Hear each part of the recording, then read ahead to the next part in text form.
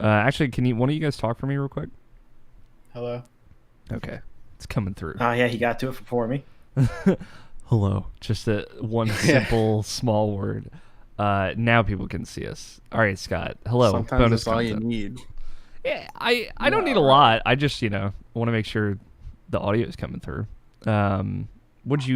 What was your Thanksgiving Thanksgiving? bonus content. Yeah, tell me. Pretty normal stuff. Cornbread, mashed potatoes, some Cornbread. veggies. This year it was asparagus and chard. Chard? And then Swiss chard. Swiss Think of chard. it like spinach, except for the stem is red. Oh, I've never heard of this. It's out there. It's almost exactly like spinach, except for the stem is red. Yeah, I can imagine it, but I'm just surprised. Tastes like it too. And then the only thing we did different this year, this is a different thing of the year, is we brined the turkey and then we smoked it. Ooh, So brined, marinated, then smoked. smoked the. Oh, yeah, that's right. You got the smoker a couple weeks ago. Hmm. How did that come out? The turkey itself came out great. Yeah. See, the thing about doing the turkey the regular way is that after you bake it, you make the gravy. Now the dry bird is now a wet bird because you put the gravy on it, Yeah. right? Okay, so what do you do when you brine any sort of turkey? You can't make gravy out of that, and if you put it in a smoker, good luck trying to make gravy out of anything you catch there, Yeah. even if you didn't brine it. So there was no gravy coming out of that turkey, but due to the way it was done, which it was brine first, apple cider marinated later, along with some other citrus stuff. There was a citrus flavor throughout the entire turkey, which is weird for a marinade, but I guess the brine allowed it to happen. Yeah. Was it like more lemony, limey, Nope. orangey? Uh, What kind of I, citrus are we talking? I wouldn't be able to tell you, Mm. really, because it wasn't just plain salt wet turkey. It really didn't feel too salty at all. The smokiness of the outside of the skin was fairly nice, and then it had a pretty nice flavor. That sounds really good, though. Doesn't really go well with gravy either, Yeah. if I'm being perfectly honest. So not having gravy over there just kind of hurt your mashed potatoes. Yeah. That's. But since this is the first time we did this, we did have a backup turkey that we baked that we made gravy out of. Oh, okay. So that happened. But since the turkey came out well, we just kind of put that other turkey in the fridge, and today we made a chicken pot pie out of it. Ooh. I was gonna Sir, say you mean a turkey pot pie? Yeah, I made a turkey pot pie. Yeah, that sounds really good though. I was gonna say the I it bet is. that smoked turkey. I bet like post leftover sandwiches with that would be pretty good. Probably, but we've just kind of been eating it as is. Yeah, I bet There's, it's fine enough on its own. hmm Yeah, that's good. the best part about it is that when you heat it up, you don't have to cook it with the gravy or with some sort of wet because it doesn't dry when you go to reheat it. I love to cook You know with what I'm that. talking about, right? No, I do. I completely understand. It sounds different, but it sounds really good. Like in its own Right. way. My dad did the deep fried turkey. He's got like this little cylinder that he just fills with oil and then just lowers the turkey into like it's a vat, and then fries it for like an hour or whatever, however long. They were also trying to make turkey broth out of the carcass of the remaining turkey. Hmm.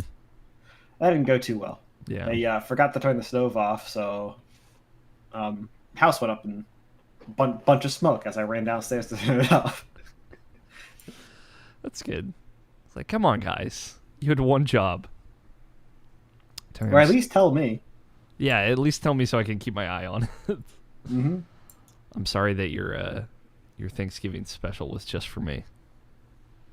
It's just, although, man, cornbread. I was just thinking about cornbread before we even started. I'm like, we didn't have cornbread. I would love cornbread, and now I'm remembering I have like a little make your own cornbread thing, like from the grocery store downstairs. Hey, that's what we did. Time to get wild with some cornbread tonight. I made a sweet potato mash. That was the only thing that I made that was kind of themey. There was also one other thing that happened. Yeah.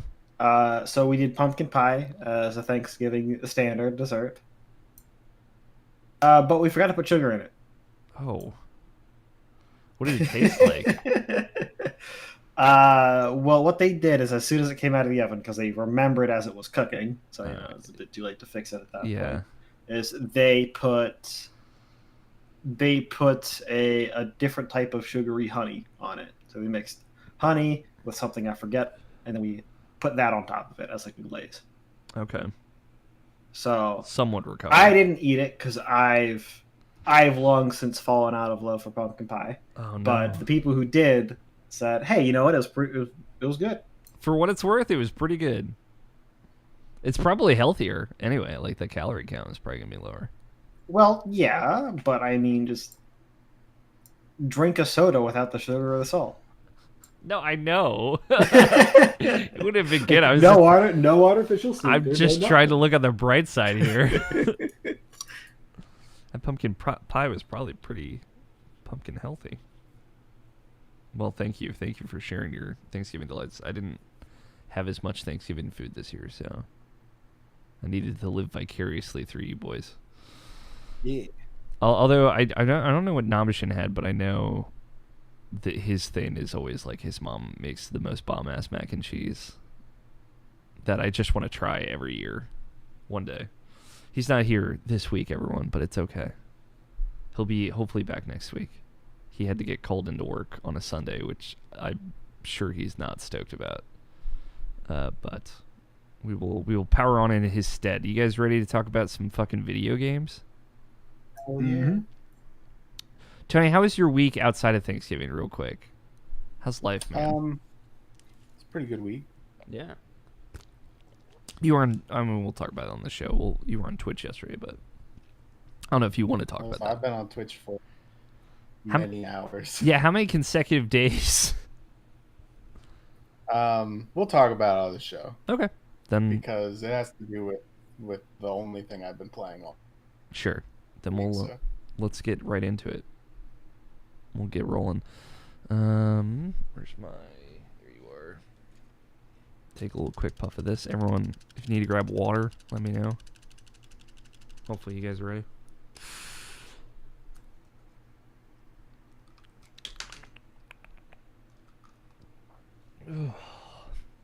It is Sunday, November 29th, 2020, and you are listening to the Irrational Passions podcast. I am Alex O'Neill, your host for this podcasting journey, and joining me as always is Mr. Scott Guthier.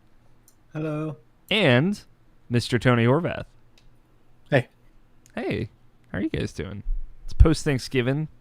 We're gathered up. No Brian Nobishin Jackson this week. Unfortunately, he had to work today. But we're sending our strength to him because he's probably not super stoked about having to work on the weekends.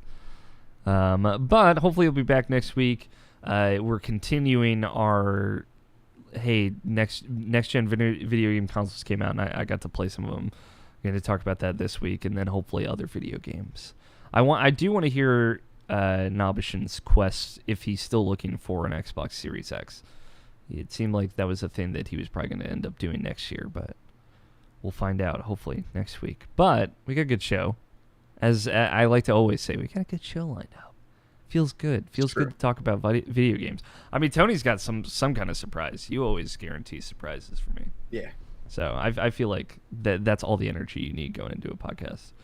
A little bit of housekeeping real quick. This coming weekend, me and some of the editorial folks are going to be playing video games for COVID relief. It's going to be fun. I would say look toward Twitter for schedules and stuff this week. We'll see what the blocks are going to look like, but hopefully I'll be able to play a little Splunky in there, and some other weird stuff we can work into there. But I'm excited for that. Look forward to that. Some other stuff, just more viewpoints. Us sitting down and taking a look at some games together. On YouTube, we've got Destiny 2. Mike and I sat down and talked a lot about Destiny 2. I would say if you were looking for an outlet to hear me talk about Destiny, that's probably gonna be your best option. Just because like I covered most of it there, and that was another viewpoint. It's kind of like the Avengers one where we kind of focused on here's what you're going to be doing in the end game of this new expansion, and the kind of repeatable things that you're going to be looking toward. And what to do. There's also Assassin's Creed viewpoints is up. I'm going to talk about that a little bit on today's episode, and I think that's it. More stuff probably coming. I know there's a couple of reviews that we got to get out before the end of the year, but that's basically it. We're in almost, by the time this episode is out, we'll be in December, so which is wild to think about. I guess this is Quarantine Cast number 32, and we've missed a few weeks in the middle there, but most of 2020 is the Quarantine Cast vibes. All right, let's jump in to talk about some video games. Scott, I never let you go first. So how about, Scott, what you been playing? First up, some more Hades. Yeah? Any progress? The very, very next run I did. Yeah. I got back. I got Aspect of Arthur. Yeah.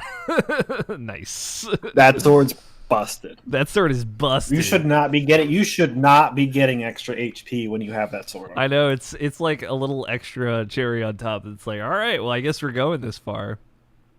Because it doesn't make any sense. It makes that sword almost as safe as you spam rushing the shield.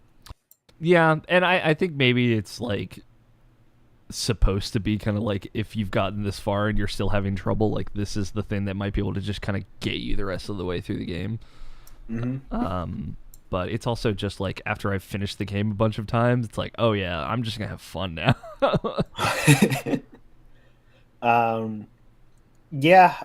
I got in one of the particular runs, I got one of the crescent hammers, Daedalus hammers, I think they're called, that makes you dash as you use your special.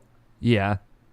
I picked up the Poseidon special, so when you use your special, it throws enemies away. Yeah.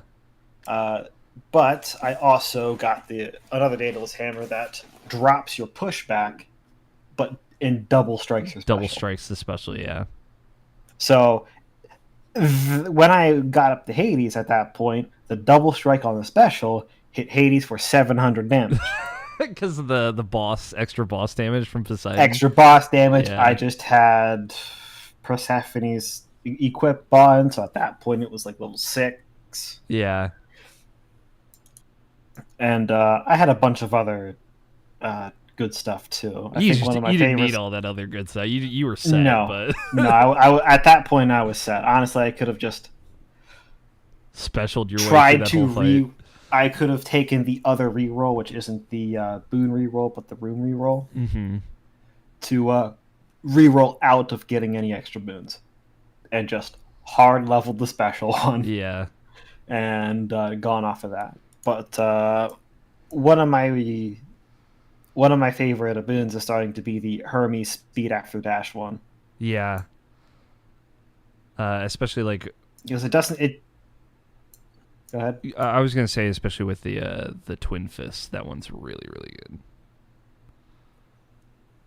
good. For me, it's pretty much every weapon because it allows you to outpace just about every attack in the game, and instead of having to try to dash away with it and wait for the dash cooldown, because that speed boost resets your dash cooldown. Oh yeah, true. I guess I hadn't thought about it. Like the when I primarily use it, it's like with the twin fists and the Daedalus hammer upgrade that lets you like dash through, like do 900% damage to armor with your dash attack. Mm-hmm. So like just using those in tandem to kind of like get around a little bit faster. But I haven't even thought. Yeah, about and then like, even if you're not running, you still get the sturdy boost. Yeah. So regardless if you run or you attack afterwards, it's a buff either way. Yeah, super helpful. Mm-hmm. Especially and then with that sword, that could be so useful. you dash into your thing and you can just face tank whatever you were doing, because instead of doing 40 damage, it is now getting mitigated by both sturdy and your special field. Yeah. So yeah, I think at one point I dashed into Hades and he hit me for 10 damage. Yeah. That's awesome. Yeah, that aura of protection is super cool. And it's like And instead of like not going for HP and ending up at 80s with like almost 200, I don't go for HP and I end up at Hades with like 250. yeah. It's just a little extra on top. Which it doesn't seem like a whole lot, but what it really does is it gives you an extra 25 hit points. Well, roughly 25 every time you had or 15 for every time you had a fountain. Yeah. And that's pretty big on your way up. And then for your Death Defiance, it gives you an extra 25 HP from the get-go. Yeah. So at the start, that is an extra 75 HP. And then you get to extend that even further the more you hit fountains. Yeah. It's super handy. It makes you So such a beefy boy. Yeah. It's cool. It's like, because, you know, you and I always talk about, especially me playing Demon Souls lately, just being big boys and like tanking stuff. It's like, this is like the Demon Souls big boy build. It's like all health and like two-handed, super strong weapon. It's cool. It's super fun. Did you unlock any other hidden aspects or anything? I unlocked the one for the fist. I haven't used it yet because it told me to use the railgun afterwards. Yeah. And I unlocked the aspect of Hestia for the railgun, and that's by far just the better one of the three starting ones. When you manually reload, oh yeah, you it gain does a extra bonus. It's not just that it's extra damage; it's that it's a bonus 65 extra damage. Yeah, it's a lot. Each one of your attacks hits for 10 damage at the start, and that bonus keeps scaling, as well as far as your auto attack does. So you can, if you let's say that you just get an early attack buff that boosts your percent attack damage, so you're not actually going for the Zeus auto attack one, which is still pretty good on this. Mm-hmm. Then you can easily have right off the bat have that recharge doing 120 damage. Yeah, that's a lot. So that's probably popping most of things immediately with your special hitting something else and probably killing that. Things respawn and you just rinse repeat. Yeah, that's good. Yeah, it's a whole lot of damage real quick. I haven't messed with that one too much. I think the one I use the most, honestly, is just the first one that gives you the more ammunition. That's absolutely the way to go when you're using the Zeus build. Yeah, which is what I've been doing because I've been trying to get Zeus to tell me about this fucking hexagriff fourth aspect. Yeah. I haven't played in a while because I've had a lot of other stuff to play, but, you know, like... Yeah, you've had some Demon Souls to play. Yeah. But, you know, in the 100+ hours that I put into Hades, that was what I was doing toward the tail end of it. Cool. Yeah, I like the fists, the claws a lot. It's very risk reward, because like your maim, you do like a special maim attack that enemies that are maimed do more damage to you, but also take more damage from you. So you're kind of like, it's very fun for bosses to kind of mark them and then have to kind of pay extra attention afterwards to make sure you don't get hit. And the way the claws change the basic attack animation basically makes it so you can cancel into any dash attack. And like you can infinitely dash it. Like if you hold the dash and attack button, you just keep doing the dash attack button. You don't have to like re-hit dash every time. So if you, if you get the, okay. Yeah, it's really kind of fucking crazy. It also I think it gives you just base 2 more dashes. So like if you have the one mirror aspect, you have 4 dashes from the beginning. So with that weapon, I always go for like the multiple dash upgrade from Hermes, just so that way if I think one had 6 total dashes, and it's just like because you hold those buttons together and just go through enemies, you just rip through enemies. It's so fun. But it's it's really risky if you're not like paying attention because like your maimed enemies can do more damage. So that's a fun one. It's again very different than all the other weapons. So yeah, definitely check it out. Other than that, more League. Cool. They're making some mistakes with the balancing.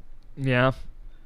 So we kind of went over how 80 assassins are super strong and tanks are kind of weak, except for Amumu, because he was busted. But they kind of... Well, I think the best way to put this is that everywhere except for high elo, he was a little over... So everywhere that wasn't high elo. Like in high elo, he was just a little overtuned. Everywhere else, he was a little busted. Got it. That's just how he was performing. So they nerfed him once and then sent him from being a little overtuned in high elo to having a 40% win rate. Jeez. And then they hit him again and took him even lower. So now he is not a champion worth picking. That sucks. And it really does, because of the prime reason he was so good is because one of the ways that you lock down most of the champions that are broken right now is basically through trying to chain stun them, because slows don't really work too well. Trying to out damage somebody who goes invisible after they one tap anybody that's squishy on your team isn't viable unless you stop them from doing that by stunning them first. And so, who's got an AoE stun? Amumu. Oh, I was like, no, I don't, but I'm sure you can tell me. So that's... From what I've seen of him playing the games, there's 2 reasons why he was strong. One, he could early clear solo Baron with 2 items, and 2 is because he can AoE stun. They broke the solo AoE Baron, at the very least. You now need at least one other person with you to help you, which I would say that's enough. Sure. And now they dropped his survivability and his damage a little bit again. So now, after he tries to lock somebody down, if he's the one who's been getting any kind of the money, he's not going to be doing much anymore. Because he's basically all burn damage. So it's you have a set time limit that you have to kill him in before he just goes up and kills you. For people that are 80 burst assassins, it makes sense for them to run out of time, and now they don't. Yeah. Just for my point of reference, real quick, are we in like the between seasons with League of Legends where they? We're in the between and seasons. They still have another month before the other season starts. Yeah, they fuck with stuff a lot in the between seasons, if I remember correctly. Yeah, they do. Okay, so some of this could change potentially. Yeah, and the thing I think is the worst thing about it is they ended up nerfing a bunch of his damage by nerfing a tank item. Yeah, that probably affects a lot of champions, I imagine. Yeah, for a lot of the tanks that aren't super good right now, it's putting them even further in the dirt. That sucks. Is it one of those cases where like nobody's really playing tanks and now everyone's kind of choosing attack characters and now teams feel shitty? You can't build enough defense anymore to stop anybody who's even in gold from killing you. So you can't build a tank and say to an assassin, not a Master Yi. We're not talking about them. We're not talking about a Riven. We're not talking about an Aatrox. We're talking about a Talon. If you walk up to a tank and you're even in gold, and you're 2 items in, the Talon's probably winning. No matter what. Pretty much. Yeah, that sucks. Yeah. That's what tanks are for, right? So that's quite literally what they're supposed to be doing. They're supposed to be able to lock somebody down a little bit. To When make they them get on top vulnerable. of somebody who's squishy, they're kind of supposed to win that fight Yeah. simply because they're supposed to. The squishy's not supposed to have enough defense to outlast the damage they put out. Yeah. And 80 assassins are supposed to be a little squishy, and they're kind of not that squishy, and they can shred tanks. Yeah, that's a bummer. I feel like Overwatch kind of is not necessarily the cup of tea, but Overwatch went through a similar issue, and I think it's still part of the reason why I haven't played it in a long time is because like just the character balancing in that game is just super skewed against tanks right now. It has been for a long time though. I imagine League of Legends will be able to figure it out in a much better time frame. Yeah, they basically just need to wind down the HP percent damage that they were giving people. Yeah, chill out a little bit. Mm-hmm. And then I guess they can also knock down some of the lethality they give people, because at this point in time, having 100 armor is basically saying, "Hey, you wasted probably 3,000 gold on armor." Ugh, that sucks. That doesn't Yeah, make me feel good. if you don't have, I think the break point now is like 160. Why do you have it? Yeah, why do you And even it's not bother? the same. And it's not the same deal for Magic Resist, not at all. Yeah. Oh man, anything else you've been playing, Scott? This is a game that Tony could talk about. Yeah. Good transition. I like a segue. Yeah. Hey guys. So, Tony, are you ready? Yeah. So I didn't play much over the weekend, and then on Monday evening, I got a message from my good friend Alex, and he said he linked me to someone's Twitch stream and said this game is the future. And then I went and looked at the Twitch stream, and it's this game that came out last month on October 14th called Eternal Return Black Survival. It is the successor to, I believe, what was a phone game before, just called Black Survival. That was a battle royale that was text-based. And now they have developed it into an actual, basically a MOBA battle arena game. So it's essentially like if League of Legends was a BR. Yeah. So you've got a bunch of characters that have 3 abilities and an ultimate, and you're on an island. There are 16 people or 18 people, and you are attempting to be the last one standing. There's a in-depth crafting system for gear, weapons, armor, traps, food, mana, drinks, all that kind of stuff. So long story short, it's since Monday I've played 100 hours of this game. Hell yeah, this is what I like to hear. I would like to say that like between Monday and now, there have only been 144 hours. Jesus. I've spent 100 of those playing this game. Hey, does that mean 44 of them you've slept? Yes, pretty much. And about 4 of them I went to a Thanksgiving lunch. Okay, I'll take that. About 30 of those were streamed live on twitch.tv. Yeah, do you want to I've played plug your friend's Twitch? Yeah, twitch.tv/AlexItch, of former Moscow 5 fame, League of Legends X-Pro. He's a good friend of mine. We've been playing together the entire time that we've been playing. So, we picked up the game and started playing duos. We played for a really long time. We were looking at guides, like to figure it out, because the way that the game is set up, you set up basically like a route. So you'll go into a builder basically inside the game and pick out which items you want to build for your character, and then you set up like a route to go through the zones, because there's a bunch of materials that you loot, and then you combine materials through combination trees to create these good items. And your food, like you need to find some rocks and a lighter to heat up the rocks, then you put a fish on it and it becomes a baked fish. That's one way to make food. So all of these recipes can be a little bit arcane when you first start playing. So, and even it's something that the game it rewards you for being fast.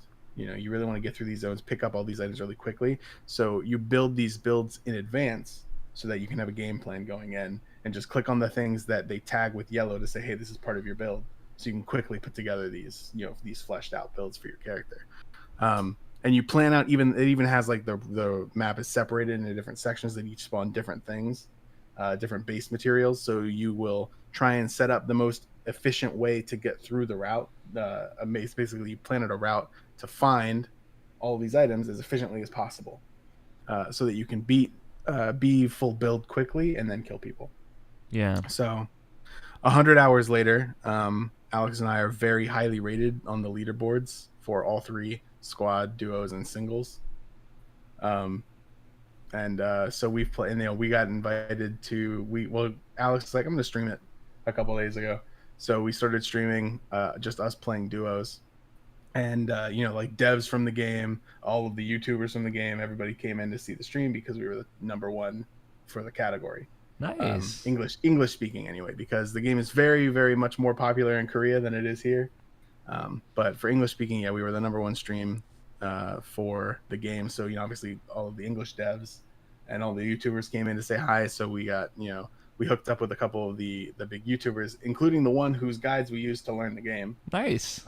And then the next day we played squads with that guy for 16 hours or something. Nice. So it's been a lot of fun hooking up with all these guys and learning the game. And it's fun. The best part about any BR is the time when you are learning how to play it. Yes. When information is flooding in and it's all new and all that. And then this one, there's a large degree of like perfection. Stuff is random to a degree. Like, for example, say you're building a weapon, and for this said weapon you need an iron ore, right? There are maybe 4 different areas on the map that spawn iron ore, and for sure that each zone spawns a certain amount of that iron ore that you can see if you check. Every game it will spawn that much iron ore. It just kind of depends, and is random which chests or interactable lootable thing in the zone that you look at will have it. So there may be 8 iron ore guaranteed to spawn in this zone. So it kind of, while there's still an element of randomness and looting to find your items, it gets rid of the problem of some BRs where you just kind of spawn in, don't get anything, and die. Yeah. You are also weak enough at the start of the game that it is not in your best interest to immediately attack someone as soon as you see them, unless you are, until you built a couple items. You just don't have enough damage to kill them. They're going to run away. It's going to waste your time and their time. Yeah. So there is a lot more of a feeling of, I got outskilled rather than I got outlucked in this game. So it's cool. There's a lot of fun stuff there. There's heavy influences from League of Legends. I can draw comparisons from characters to League characters, and from abilities to different League abilities. So for people like Alex and I, who are high-rated League players, it just kind of makes sense. Yeah, so it's a lot of that stuff translates, and it's cool. To apply that type of game to a BR. So it's been a lot of fun. Our win ratio is very high. I bet. I have so many questions because I watched you guys play a very little bit of this. I didn't necessarily see a lot of action, but so like do you level up as the round goes on?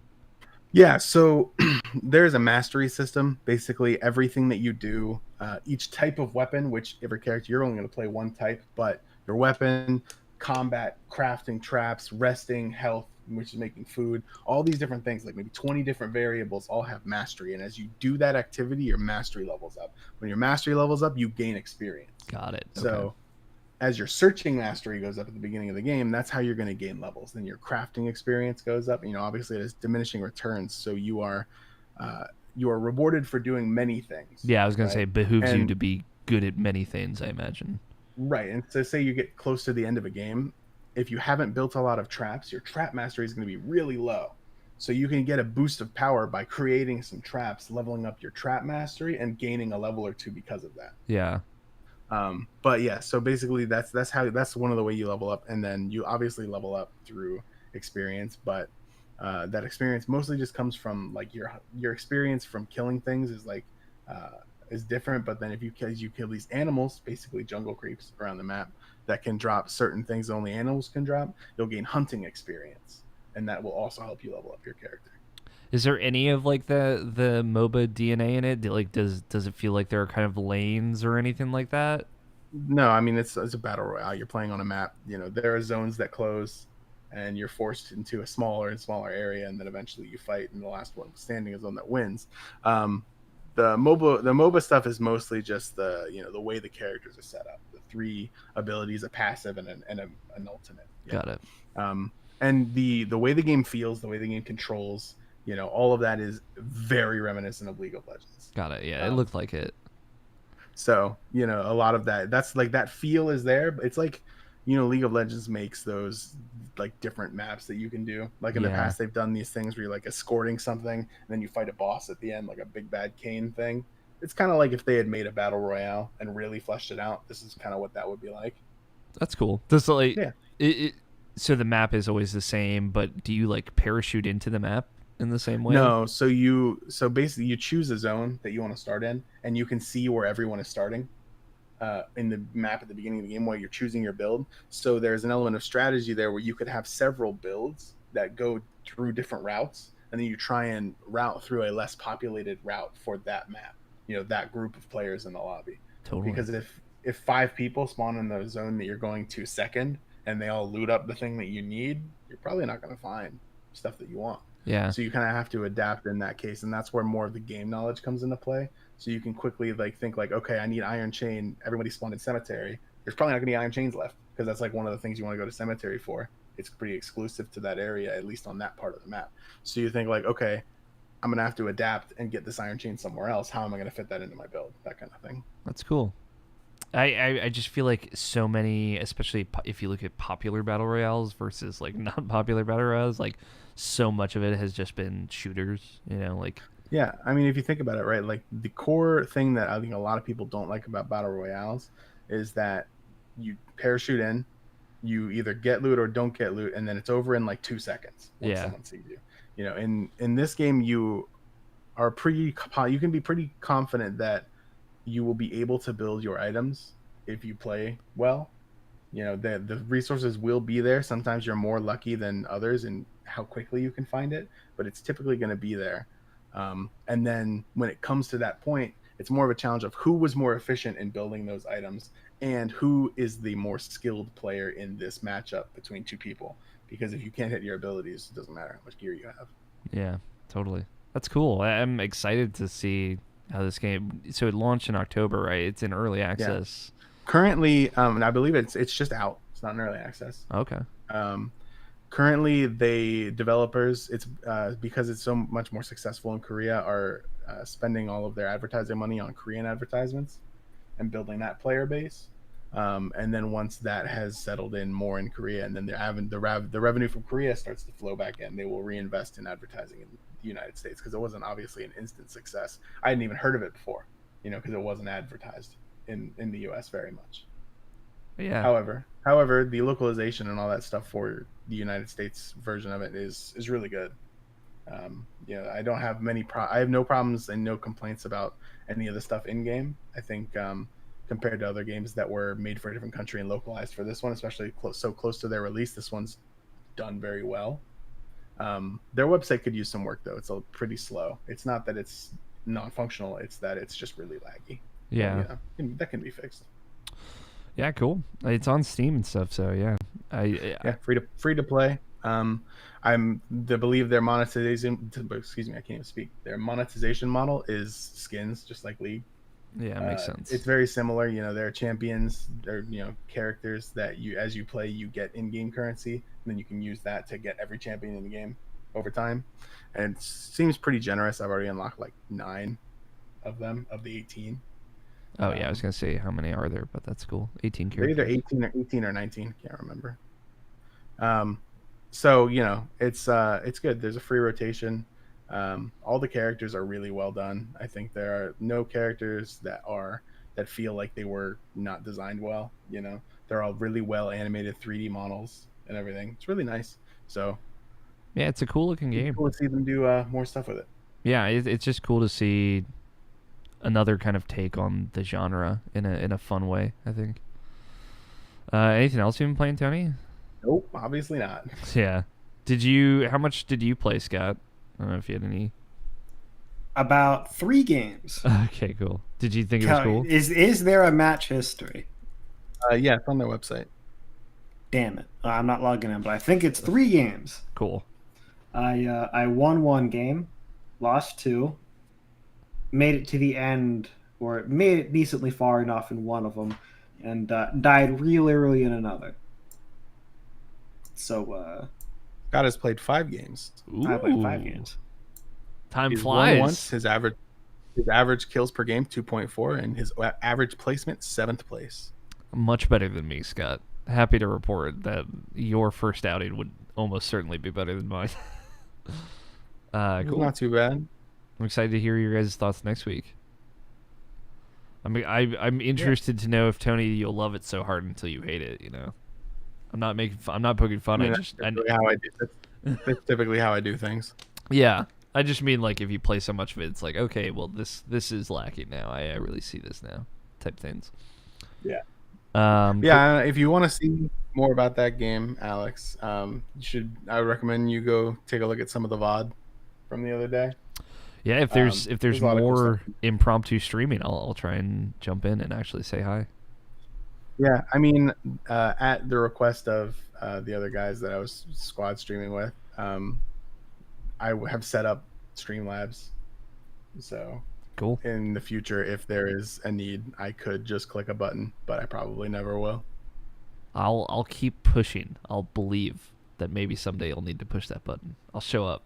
All right. Just start having random IP streams of it. I'd be down. I think that'd be cool. I played some video games as well.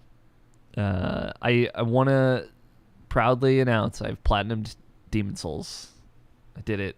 Wrapped it Nice. up. My first Souls platinum, technically. 'Cause I feel like Bloodborne is kind of its own thing. Different thing. A lot more Chalice dungeons in that one. Great game. I like part of what why I wanted to platinum it was to be able to see every single like kind of tendency based event in that game, and now I have. And it's really cool, you know. Like I have a much deeper kind of like we talked about this last week. I have a much deeper appreciation for that game. After kind of seeing the full spectrum of which it gets weird, right? And, you know, some of those things are pretty simple and some of them are pretty interesting and complex. But just to see them playing around with that idea. I sat down with Scott White and we did an episode of his podcast, RPG University, about Demon Souls. And he brought up a really good question of, like, would you want to see world tendency in a new game by From Software? And obviously yes, like I'd be really curious what they would do with that today, but I'm also like I feel like they would do it way better because like they just get so much better with every game they make, I think. And I think it's hard to bring that up without saying, oh, but you need hub worlds now. Yeah, that's the thing. You'd have to have like it wouldn't work in like well, it could work in like a fully immersed world. I think no matter what you did, if you didn't have somewhere that was closer to the hub, okay, this is the person you return to. These areas aren't really interconnected. You kind of have to return. Yeah. Or you can teleport between freely, but technically you can only get there through a teleportation set. Yeah. And it's kind of straightforward from there because it would be canonically jarring, like just to be 2 feet out of one zone that's a pure black tendency versus another tendency that you just so happen to make pure white off of coincidence. Yeah. So like for the people who didn't know how that worked, that would be the most frustrating thing in the world. Yeah, it wouldn't make a lot of sense. But like Dark Souls 3, in that game, you have to warp to the first area. So I think they've already kind of toiled with that idea, and I think they could do it. Mm-hmm. So yeah, I don't know. I'd be curious to see them do it. But like going through and seeing all the pure black world tendency events and the pure black character tendency kind of side quest that opens up, and as grim as it is, of like, hey, I'm here now, so I want you to go murder all of your friends, and getting like all the secrets, seeing both endings, right, and doing all this stuff that I'd just never done in Demon Souls before, like the Yuria the Witch, who is like not even a tendency based character, but like there's kind of like a little puzzle you have to figure out to rescue her, and she teaches unique magic that is really, really powerful. Like, I had never rescued her and when I had played OG Demon Souls. So, like, doing that in this game at all was a first for me. So, yeah, it was cool. It was... I have an appreciation for all the kind of subtlety that Demon Souls has. And I have a very good appreciation for the very minor changes that Bluepoint made to the game. They added a couple of rings that are cool. Some of them are like useless, but one of them is pretty handy. That it's from Dark Souls 3, it's called the Sodden Ring, and it lets you move freely in waist deep water. So it lets you traverse the swamp a little bit faster, which is super nice. But you can only get it from a pure Black World Tendency event, right? So it's like, oh, well, this is very difficult to get. But stuff like that was new, I appreciated. At some point, Jacob Bryant hit me up and said he wants me to Sherpa him through that game, so I might play it again. But I've put a bow on Demon Souls, and I feel good about it. I talked about it a lot last week, but game's great. Other stuff that I wanted to talk about this week, one in particular was Assassin's Creed Valhalla. I didn't necessarily play a lot of it this week, but I definitely did play a lot of it last week. I've been playing that on Xbox Series X, which has been very good. This is like, everything I heard about Valhalla over everything I went through with Assassin's Creed Odyssey was very exciting for me. It's like, okay, they're scaling it back, and they're kind of leaning off of some of the stat based stuff that made Assassin's Creed Odyssey really kind of miserable. Like, there are bigger guys that just have kind of buffed stats that make fighting them kind of miserable, and it makes stealth basically useless because you can't stealth kill anyone. They have more health than you can stealth kill, so there's kind of no point in doing stealth. This game kind of just, I don't want to say it like reverts back to how Assassin's Creed Origins did it, the one before Odyssey, but it kind of does. Like, everything seems kind of chilled out a bit. It's like, okay, you can stealth kill these guys again, and like there's even an ability you can get that lets you stealth kill bigger guys that have more health without having to like break stealth and worry about it, or like go into combat. Also, like, we've redone the combat so it's not as miserable as it was in Assassin's Creed Odyssey. It's like, the way damage works, the way hit stun works, all these things kind of make more sense. Because before, you could just get hit over and over and over again, like hit 3 times in what looked like 1 or 2 frames of animation, and then you're dead because you got hit 3 times. So this is a little bit more like, okay, you got hit, you got knocked back, everyone has to take a second, you need to recover, but like you're not necessarily going to get rapidly smashed in. Sometimes that'll still happen, but so like those were a lot of my specific issues with Odyssey, and just how Assassin's Creed was kind of leaning into this whole RPG stuff. And I feel like they fixed a lot of that. So just playing Valhalla on its own is way funner, way more enjoyable, way less like, I feel like I have to play this way. I feel a little bit more that freedom of, I can approach this whatever way I want to. I also like that, the gist of the game is you kind of start in a tutorial. It kind of reminds me a little Witcher 3 of like, you start in a smaller tutorial area, and then like you leave that area. And it's a long trip, and now it's like, okay, now you're in the world, which is England, which is where it seems like most of the game is going to take place. And you kind of settle a town, and from there you have the world kind of opens up to some extent. The main quest is divided into like 3 chapters, and it's like, do you want to do this area first, which is a little bit harder, or one of these 2 areas, which is a little bit easier? You kind of have that freedom to choose which direction to go in, which definitely feels like a Witcher or Breath of the Wild kind of influence, the way it kind of plays out. But they make it more interesting in that it's like, okay, not only do you have these kind of directions you can go in, you can go to any of them, And I decided like, all right, I want to kind of go to the harder area first because that is also London, like the city of London, and I kind of want to see what that looks like. But you also have your homestead that you can build up, and you can go on these raids where you like in your Viking longship just burst onto a shore and be like, all right, we're taking all this, and burn down a small chapel or monastery or whatever and fight. Like, it's usually like the vibe is like kind of religious fanaticism, like these kind of temples and stuff that a lot of like the Christian I don't want to say insurrection, but the Christian hold in England have like a lot of military might behind, and you kind of take those supplies back to your homestead, and you can build like a shop or this thing that lets you get these upgrades, or a fisherman, or like, you know, these houses and homes in your hometown that slowly build the hometown and make it more of a settlement or a colony, and then also allow you to do different upgrades. So it's like, okay, this is leaning into some of the better parts of like older Assassin's Creed, like Assassin's Creed 2 and Assassin's Creed Brotherhood, while also having kind of like this explorable, adventurous open world that Origins really nailed. So I'm not too far into it, but like after I got to the point where I can start going and doing bullshit to upgrade my homestead, like I just did that for 5 hours, and didn't really push the story forward.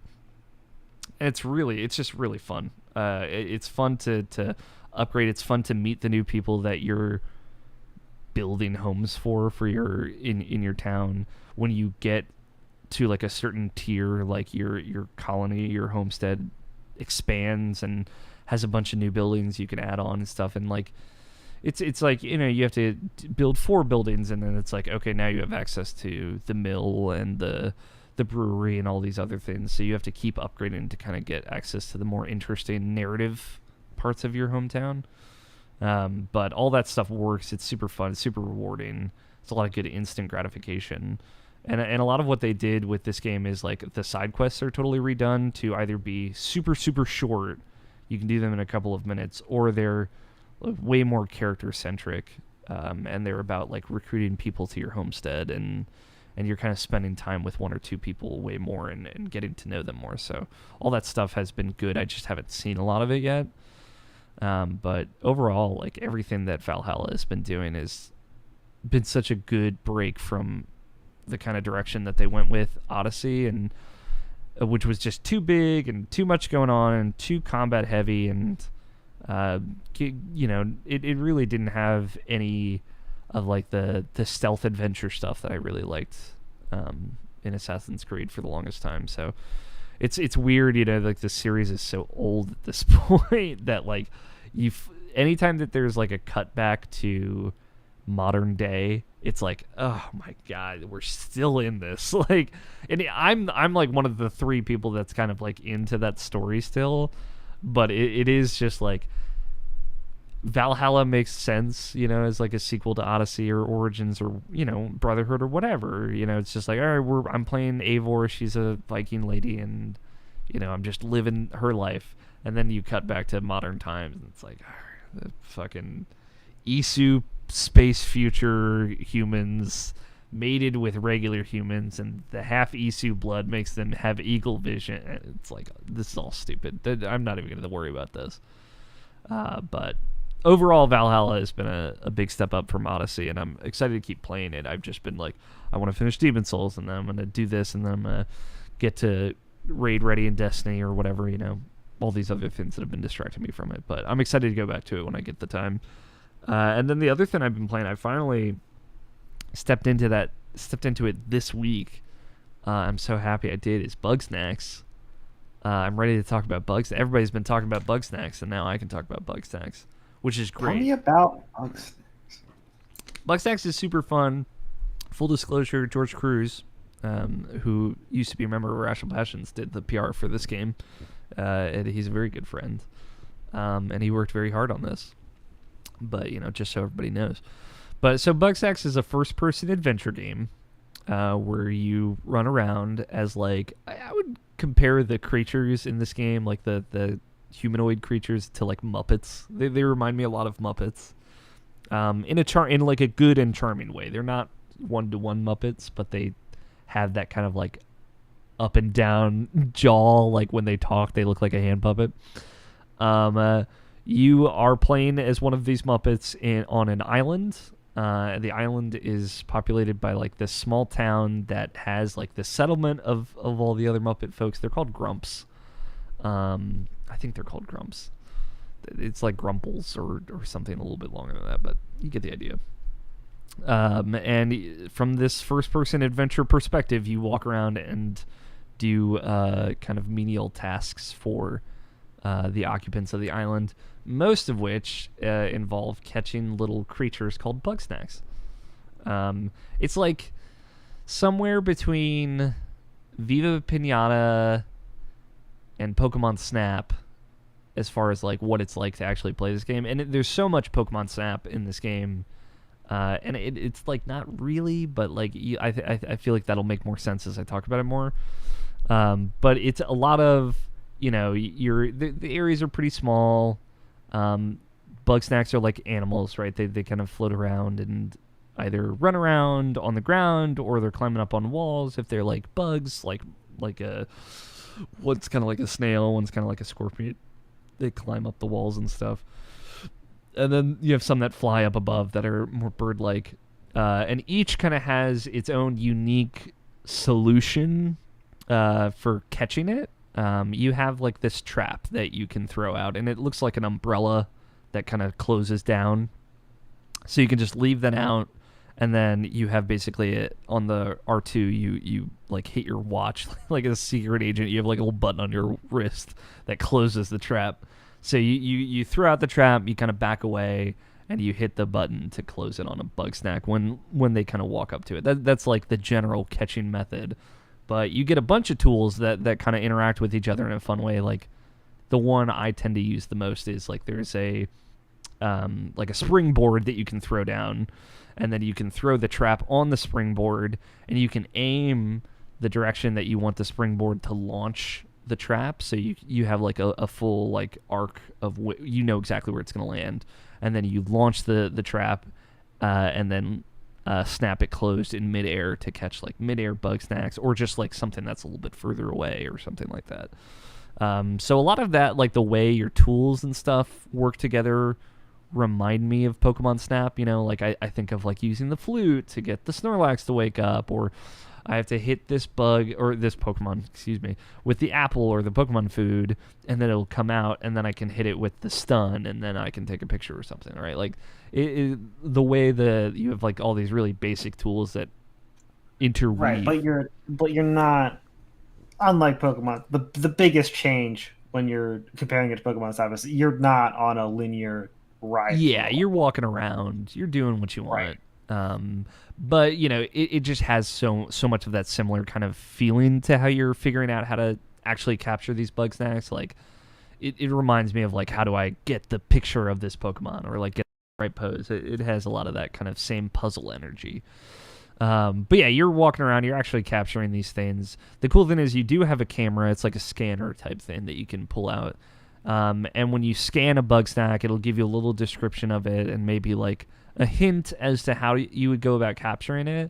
But then it'll kind of like highlight its its movement pattern wherever. So if it's in the air, it'll give you kind of an indication of where it's going to be flying around.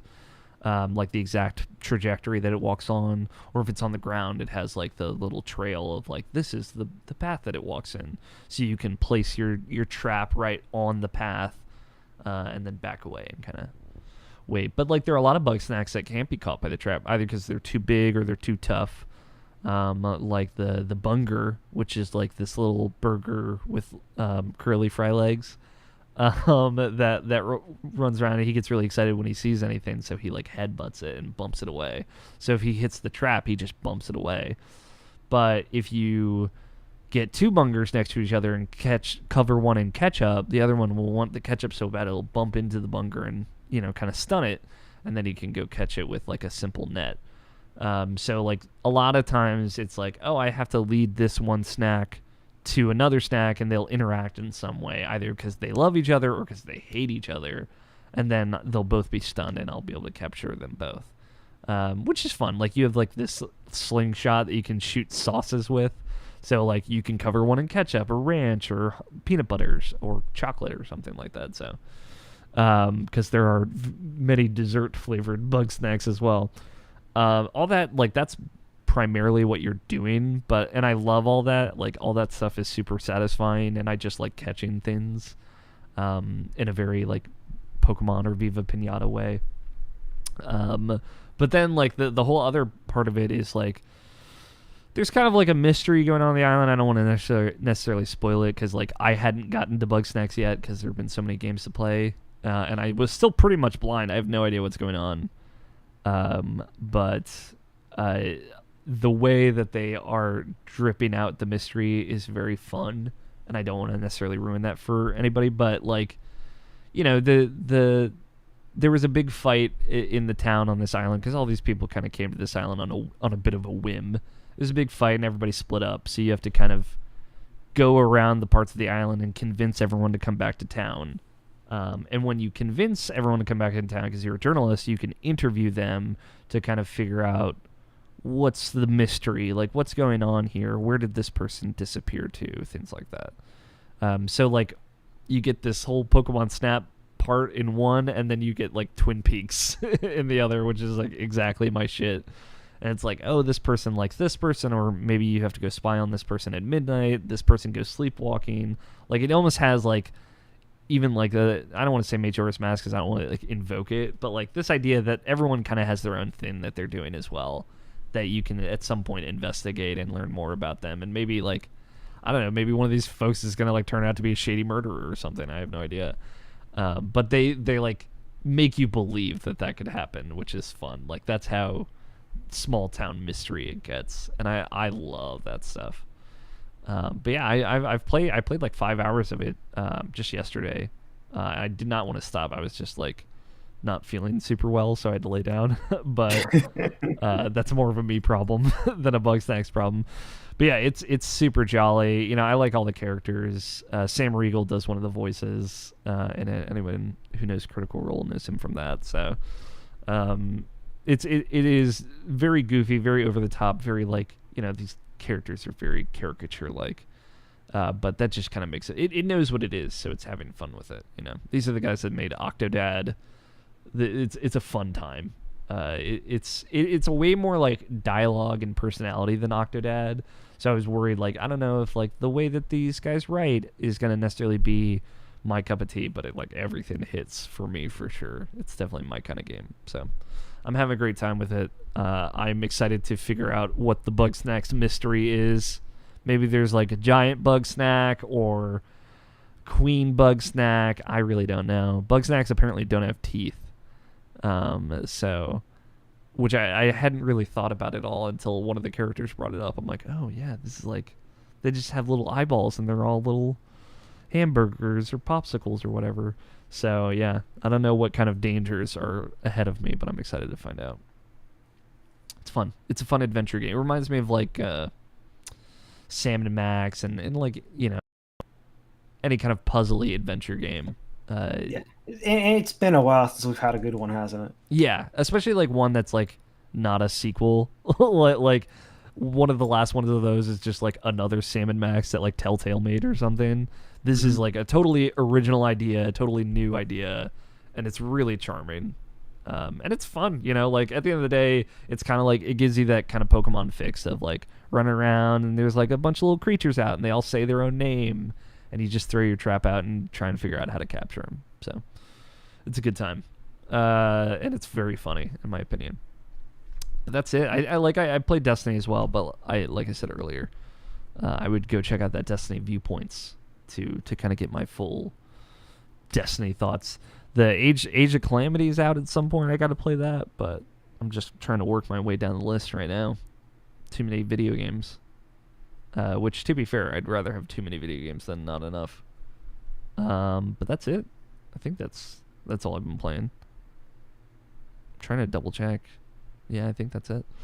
That's the show, I think. Like I always mention here, if you'd like to be a part of the show, you can tweet your questions at IrrationalPod. You can leave us a voicemail at 404-590-1. Did we miss the VGA awards? No, they haven't happened yet. They No. Okay. they did announce the nominees, but Nobshin's Okay, don't not care. here, so we can't do our predictions. That's 2 weeks from now, I believe. I think it's like November or December 10th. Okay. So we got a little bit of time. That was a good call out though, because I think they announced that like just before Thanksgiving, the nominees. Some other stuff. You follow the show on Twitter at IrrationalPod. Follow myself and Nobshin. I'm Alfighter27. Nobshin's NABESHIN186. He does his streams and he just got Twitch affiliate, which is great. Congrats to Nobshin. So I don't know if he ended up finishing Danganronpa 2 during his whole Extra Life ordeal. I don't think he did, but I assume he's going to play more of that on twitch.tv/Nobshin186. So go follow him. Go give him a check out. For all of our Twitch and video and YouTube stuff, just look for Irrational Passions on either Twitch or YouTube. Like I said, those viewpoints are worth watching. Rate and review us wherever you listen, wherever that may be. And check out everything else on irrationalpassions.com. We've reached the end of the show. It's time for bets. We didn't have a bet last week, but we do have a bet this week. Happy to report. Next week, there's still more video games coming out. The poorly named Immortals... I was like, what's the first part of it? Immortals Phoenix Rising is coming out on Thursday? I think so. I think it's either Thursday or Friday. This is like if you guys are not as familiar, this is like very much the Ubisoft is making The Legend of Zelda Breath of the Wild. like here's our version, our open world version with towers and climbing, and like the way upgrades and stuff work is pretty much exactly the same. Tough. I feel like that needed to come out before Genshin did. That's exactly what I was thinking, because Genshin is free and this game is $60 United States. So I don't think this game will do as well as it could have. But I've heard good things about it. So in the top 5, just top 5 reviews on OpenCritic for Immortals Phoenix Rising, how many times will I see reference to the Legend of Zelda series? Usually by name. Scott, how many times? 4. 4. I like it. I'm going to say 6. Tony? 1. 1. I like it. Bold. And Nobshin says nothing, because he's not here. He's a ghost. It's the only way we're going to catch up. Honest to God, it is the only way we're going to... He'd be winning all these bets if he was here. That's it. That's the show. Thanks for hanging out, guys. Thanks to anybody who checked in to the live chat. We had a couple of folks check in there throughout. And for watching on YouTube and for subscribing and sending good vibes anytime. I appreciate it always. Thank you to Danny Wiesner for opening music of 2-Player Co-op and our closing music of The World is Saved. Shout out. Also shout out to new anime Battle Royale games. I'm excited for the future that we live in now. Thank you, Tony. Thank you, Scott, for joining me as always. Nobshin, wherever you are, thank you. Just for being you. Love you, boys. Big hugs all the way around. Trying to think. Check out, just one last plug, check out our COVID release stream this weekend, December 5th and 6th, which is crazy to think that we're already in December again. I mentioned at the top, but boy howdy, we're just there. And be good to one another. Be kind. Look out for each other. I've been Alex O'Neill. Play your games. Stay rational. We will talk to you all next week. Titles? Nobshin did not leave us a little title under the Christmas tree this time. He was probably working in his defense.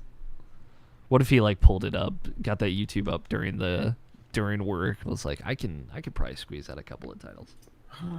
I've done that before. Not with the titles, but I've done that before. Yeah. What did we talk about? We talked about I mean if it was probably be like anime MOBA or something like that. It would be honestly sure. The kind of clip and ship it. the kind of stuff that we say, anime MOBA. Cool. I can Scott, do you want to say the episode number and I can say the title? It is 479. Okay. This is the Irrational Passions Podcast, episode 479. Anime MOBA. Clipped, shipped. Thanks for hanging out, everybody. We love you all. Have a good night.